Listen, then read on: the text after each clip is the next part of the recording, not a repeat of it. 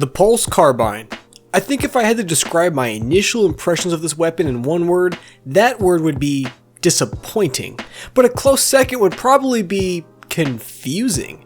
I mean, the concept seems simple. Burst fire precision weapon. I've been playing Halo since before some of my viewers were even born. I think I have a good handle on this point and click profit format that precision weapons in Halo adhere to. But when I was using the Pulse Carbine in Halo Infinite, it simply felt like nothing worked. I couldn't hit enemies as accurately or as often as I wanted to, and even when I did hit them, it seemed like I wasn't doing any damage at all to justify how long it took. So yeah, I was disappointed and confused. And then I realized the pulse rifle is far from disappointing. It's actually ingenious.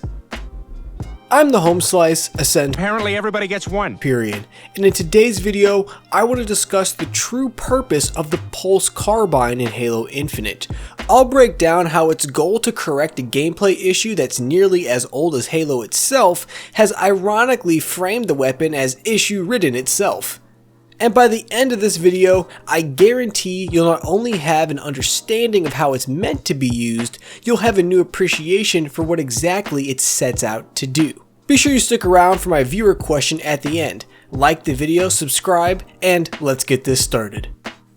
If you're a regular on this channel, you've heard me talk many times now about the precision weapon meta. This term is a loose reference to the power and prominence weapons like the BR, DMR, and as of late the Magnum have had over the general Halo sandbox. Now, in December of 2020, I did a video where we tackled this topic far more directly by asking the question, is Halo 3 a better game without the BR? I highly recommend watching that video in tandem with this one for a fuller appreciation of this topic. The Pulse Carbine actually represents a response by 343 to one of the major issues I discussed in that video. Part of what's put the precision weapon meta on such a high pedestal is how they overlap the range classes in Halo. While most weapons in Halo are neatly confined to one range class, precision weapons typically always have confident control over the close to lower long ranges, and this is particularly challenging to the close range weapons because they kind of get stiff-armed in gameplay.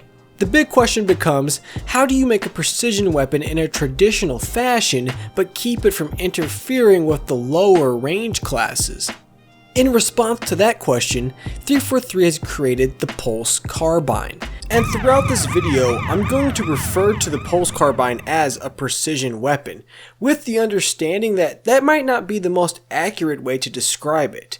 But as of now, it's the lens through which many Halo players are viewing the Pulse Carbine, due to its roots as a carbine rifle, or as what players expect it to be.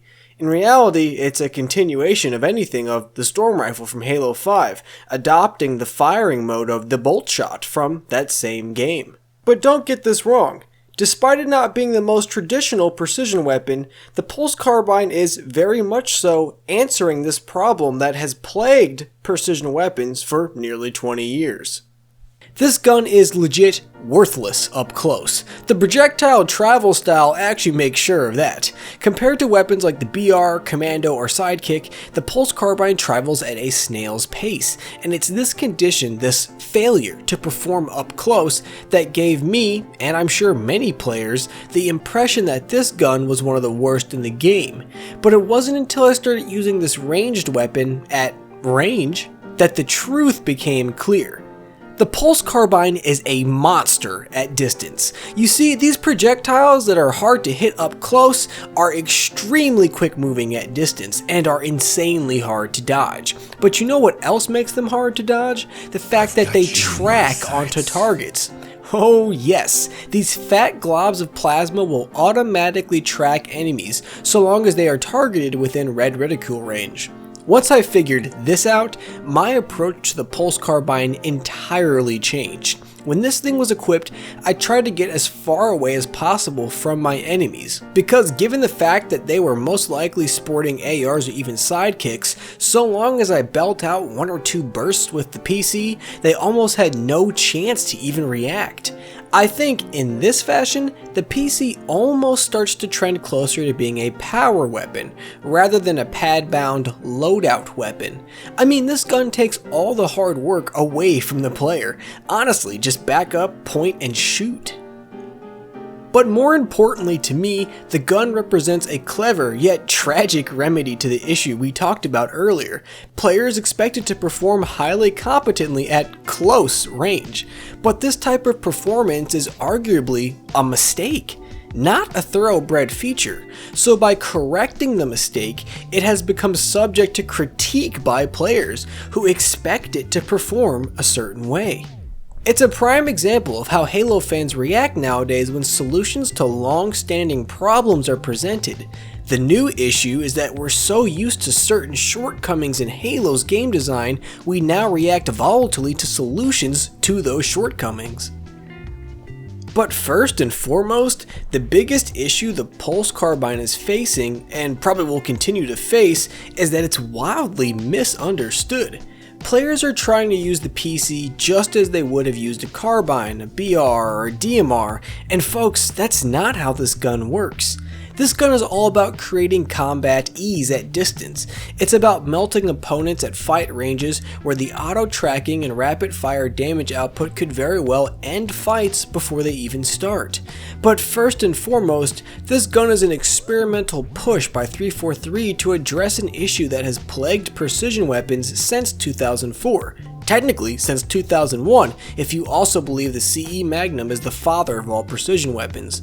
This is an unconventional weapon, and your approach needs to be unconventional for you to take full advantage of this gun. It's utilizing a firing mode from Halo 5, seen in the Storm Rifle, combining it with a burst mechanic as a replacement for a long-standing weapon in the Halo franchise. Players have expectations for this weapon, and none of those expectations align with what this gun was designed to do. That leads us right into today's question. Clearly, the first Halo Infinite flight didn't do this. What does 343 need to do to ensure players understand how the Pulse Carbine is actually supposed to work? Right now, many people are asking for changes that would convert the Pulse Carbine back into a traditional precision weapon, and I think that'd be a major waste of sandbox diversity. It would miss the point entirely. That's gonna do it for this video. Subscribe if you haven't, and like the video if you liked it. Follow me on Twitter and join my Discord linked below. Until next time, I'll catch y'all later.